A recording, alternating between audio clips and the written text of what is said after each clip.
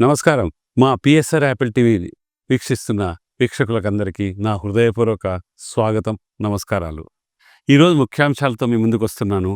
మీ ప్రసాద్ అల్లమరాజు. కృష్ణా నదిలో అద్భుత దృశ్యం కనిపిస్తుంది. మే నెలలోనే కృష్ణమ్మకు భారీగా వరద వస్తుంది. శ్రీశైలం డ్యాం కు 1,00,000 క్యూసెక్కులకు పైగా ఇన్ఫ్లో వస్తుంది. ఎగువన భారీగా వర్షాలు కురవడంతో సుంకేసుల డ్యాం నిండుకుండలా మారింది. సుంకేసుల నుంచి శ్రీశైలం జలాశయానికి 1,00,000 క్యూసెక్కుల వరద వస్తుంది. దీంతో శ్రీశైలం డ్యాంలో నీటి మట్టం వేగంగా పెరుగుతుంది. ప్రస్తుతం శ్రీశైలం డ్యాంలో 37 టీఎంసీల నీరు ఉంది. ఎడమగట్టు జల విద్యుత్ కేంద్రంలో తెలంగాణ సర్కార్ విద్యుత్ ఉత్పత్తి ప్రారంభించింది.